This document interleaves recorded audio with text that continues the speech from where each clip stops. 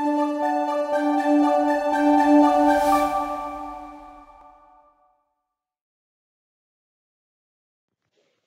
everyone, today we're going to be discussing contrast agents used in radiology.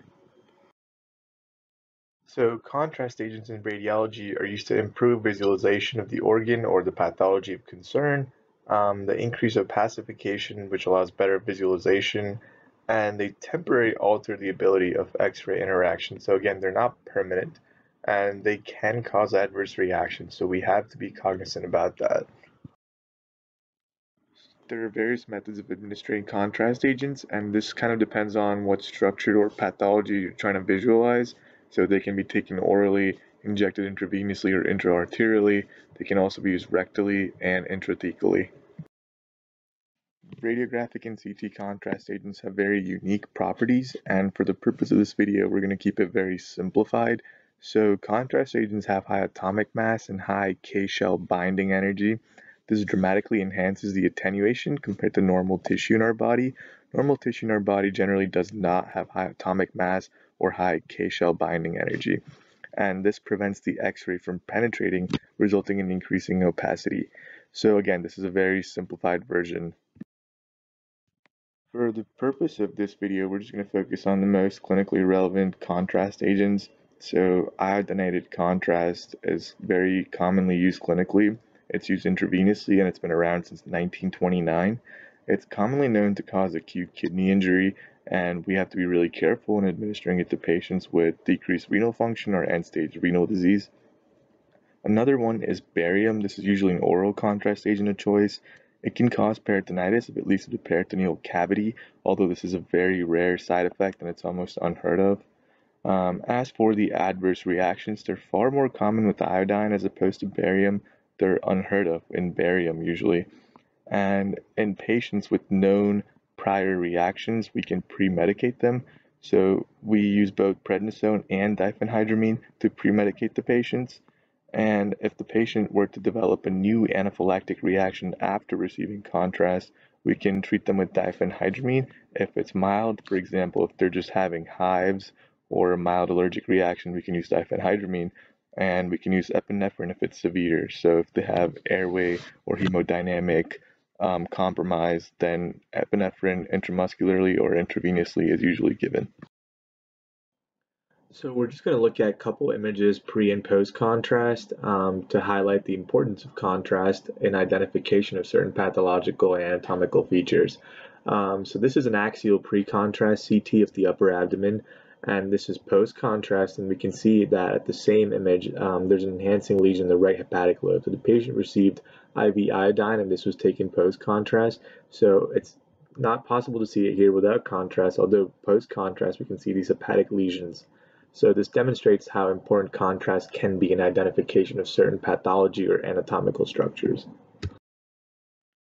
This is another example of a sagittal pre-contrast versus post-contrast image. So this patient received intrathecal contrast, and we can see that without contrast, the nerve roots of the conus and the cauda equina are not really visible over here, although after contrast we can clearly make them out right over here and over here. And this allows us to visualize spinal canal stenosis at L4 and L5, while over here we just see the hardware. We don't see the stenosis, although it's clearly visible over here because now the nerve roots are visible. So this is a great example of intrathecal contrast being utilized to identify spinal canal stenosis. So this is a frontal x-ray of the abdomen pre and post contrast. Over here we can see how it's really hard to identify the structure of the stomach and the proximal small bowel, although post contrast after the patient received oral barium, it becomes very clear to identify the structure. So again, contrast can be used to identify anatomical structures as well as certain pathology. So MRI agents are a little different than the previous CT and the radiographic contrast agents we talked about. And for the purpose of this video, I'm just going to keep it very short and simple. So as we know, MRI images are created by utilizing an external magnetic field, and thus these contrast agents are paramagnetic, which means they have susceptibility to be magnetized within an external magnetic field, and they alter response to the magnetic field in the area of concentration. And the most commonly utilized MRI agents are gadolinium and manganese. specifically gadolinium. That's the one you're most likely to see clinically. To simplify things a bit more, MRI agents are built with rare metals which tend to have T1 shortening properties, and they appear hyper intense on T1 weighted sequences. And for the purpose of this video, we're mostly talking about gadolinium since it's the most commonly utilized contrast agent. They can also be toxic in their elemental form, thus they're chelated to make them safer, and they're cleared by the kidneys. An interesting phenomena is in older gadolinium-based agents were considered to be dangerous in patients with severe renal disease because they start to break down over time, releasing free gadolinium into the bloodstream, which would deposit in tissues and cause a life-threatening condition called nephrogenic systemic fibrosis. Although the newer agents are highly stable and they're considered to be safe regardless of the patient's renal function. This is a pre and post contrast MRI image. This is on T1 weighted sequence. So this is before using gadolinium, and this is after using gadolinium on T1 weighted sequence. And we can see these hyperintense lesions over here, around here. They're present diffusely throughout the brain, although they're very hard to identify in pre-contrast. So this shows the importance of gadolinium and contrast imaging, specifically on T1 weighted sequences. It's important to understand the difference between a contrast agent and a radiopharmaceutical.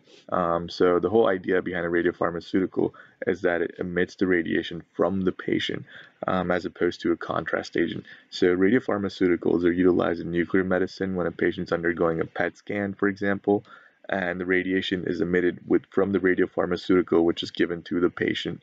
And then this is now imaged by the PET or the gamma scanners, and as opposed to a contrast agent, which are not inherently radioactive, but they predictably change the appearance of different tissues when they're imaged. So again, the radiation here is coming from the scanners and not the contrast agent, as opposed to radiopharmaceutical, which is the one emitting that radiation. Thank you guys for watching this video, and I hope it was helpful.